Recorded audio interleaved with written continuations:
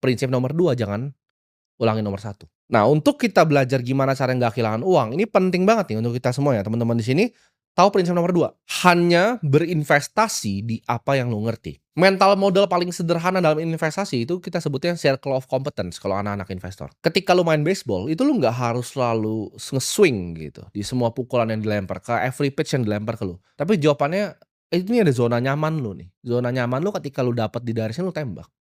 Lu pukul, ya. Jangan bohongin diri sendiri, lu ngerti apa yang lu nggak ngerti. Contohnya seperti gua minggu lalu ditawarin, "Oke, ini ada startup AI begini begini begini, series B lu mau masuk nggak? Bareng ini, venture capital ada A, ada Andreessen Horowitz segala macam." Jawabannya gue jujur gue nggak mengerti, ya. Gue pengguna AI, tapi kalau gua disuruh bikin language model, gue nggak ngerti. Mulainya dari mana pun gue nggak tahu.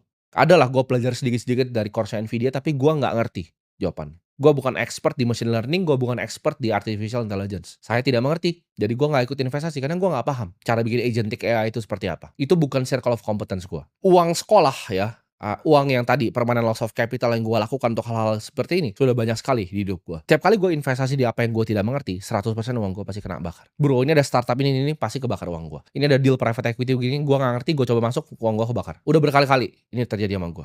Kalian harus paham ya, investasi itu mirip seperti seorang pilot. Kalau lu mengoverestimasi kemampuan lu sendiri, itu ujung-ujungnya celaka. Lu terlalu ugal gitu, celaka. Perlu yang namanya kebijaksanaan untuk tahu apa yang kita bisa mengerti dan apa yang kita tidak bisa mengerti. Gue tuh lebih banyak bilang, "Oke, gue nggak mengerti." Karena itu adalah format dari humility manusia. Ketika lu bilang, "Oke, saya nggak mengerti," gitu. Nggak ada yang salah gitu dengan ditawarin AI terus saya nggak mengerti. Entar mungkin ditawarin quantum computing, mungkin gue jawab, "Gue nggak mengerti, itu bukan industri yang gue ngerti." Tapi lu kalau tanya gue investasi di energi terbarukan, di solar, gue mungkin mengerti. Lu tawarin gue berinvestasi di bank, gue mungkin mengerti cara kerjanya bagaimana. Tier 1 capital, Tier 2 capital tuh apa, gue paham banget gitu. Cara ngitung cepat net interest margin dari bank, gue bisa analisa dari A sampai Z, karena gue cover bank udah lama.